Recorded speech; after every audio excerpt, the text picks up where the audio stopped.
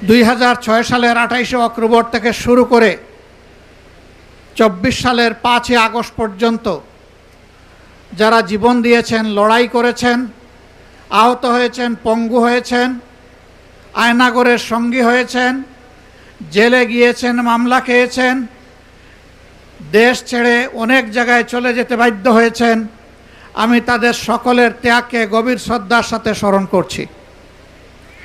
জীবন দেওয়া সকলের জন্য মহান প্রভুর দরবারে শাহাদাত কামনা করছি। এই জীবন পার্টিকুলার কোনো দল দেয়নি, দল মতের ঊর্ধ্বে উঠে সমগ্র জনগণকে এই ত্যাগ স্বীকার করতে হয়েছিল। বিশেষভাবে 28 অক্টোবরের নৃশংস লগিবৈঠার হত্যাকাণ্ড,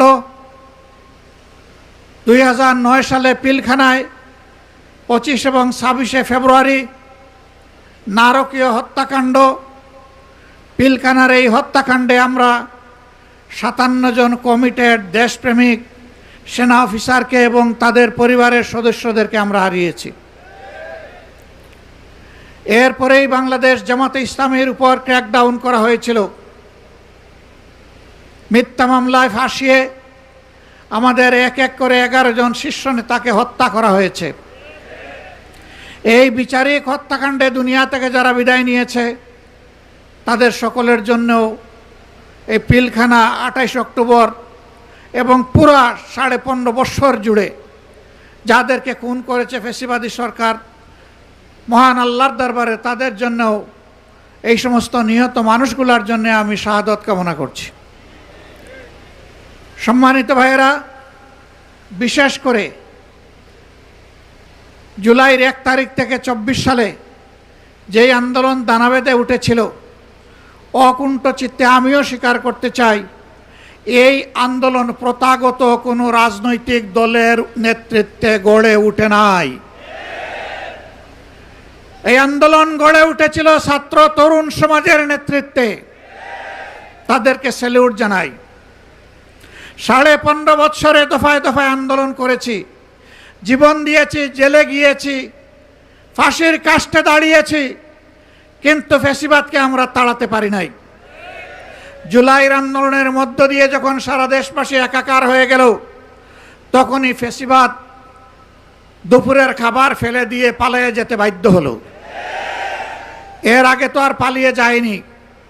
সুতরাং এই ক্রেডিট জনগণের, নেতৃত্বের ক্রেডিট আমাদের তরুণ সমাজের। এইটা নিয়ে কেউ টানাটানি করুক, তা আমরা পছন্দ করি না।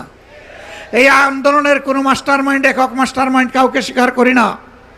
এই আন্দোলনের মাস্টার মাইন্ড 18 কোটি নির্যাতিত মানুষ। সংগ্রামী বন্ধুগণ, অনেকেই ক্রেডিট দাবি করছেন, কখনো মাস্টার মাইন্ড, কখনো আবার জুলাই শহীদদেরকে ভাগ বাটোয়ারা করছেন। আমি এগুলোর নিন্দা জানাই। শহীদদেরকে নিয়ে রাজনৈতিক রং দেওয়ার চেষ্টা করবেন না। যদি রাজনৈতিক দলের ডাকে সাড়া দেওয়ার হতো তারা আগেই দিত, তারা আগে সাড়া দেয় নাই। জীবন দেওয়ার জন্য রাস্তায় নেমেছিল তরুণদের ডাকে। তারা জাতির সম্পদ, তারা কোনো দলের সম্পদ হতে পারে না। তাদের নিয়ে কোনো রাজনীতি হোক, এটা আমরা পছন্দ করি না। আহত পঙ্গু হয়ে যারা এখনো কাতরাচ্ছে, শরীরে অসংখ্য বুলেট পিলেট নিয়ে রাতে একটুখানি ঘুমাতে পারে না, স্বাভাবিক জীবনযাপন করতে পারে না, চলাফেরা করতে পারে না, এখনো এলিজাবেথের সেই মেটালিক কেস নিয়ে তাদেরকে হাঁটতে হয়, এখনো ব্যাংককের হাসপাতালে বিছানায় পড়ে আছে, এখনো ঘরে ঘরে সেই পঙ্গু যোদ্ধারা কাতরাচ্ছে। তাদের দিকে নজর দেওয়ার ফুসরত এই সরকারের হচ্ছে না।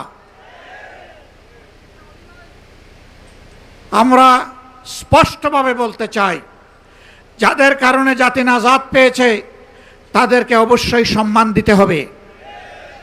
যারা জীবন দিয়েছে তাদেরকে রাষ্ট্রীয় খেতাবে ভূষিত করতে হবে। শহীদ পরিবারগুলোকে সম্মানের সাথে পুনর্বাসন করতে হবে। যারা আহত পঙ্গু হয়েছে তাদের সুচিকিৎসা নিশ্চিত করতে হবে, সেটা দেশে হোক কিংবা বিদেশে হোক। এটা হবে সর্বোচ্চ অগ্রাধিকার, এবং তাদেরকেও সম্মানজনক পুনর্বাসনের ব্যবস্থা করে দিতে হবে। খুনিদেরকে, ফ্যাসিস্টদেরকে বিচারের আওতায় এনে তাদের শাস্তি নিশ্চিত করতে হবে। লক্ষণ ভালো না, একটাও দেখতে পাচ্ছি না। সব যেন চূড়াবালিতে হারিয়ে যাচ্ছে। কার সাথে আতাত করে জাতির এই দাবিগুলোকে উপেক্ষা করা হচ্ছে আমরা জানতে চাই। এ জবাব প্রধানমন্ত্রীকে দিতে হবে, কারণ এর আগে, নির্বাচনের আগে তিনিও তো এই দাবিগুলো করেছিলেন। এখন কেন সেগুলো হারিয়ে যাচ্ছে?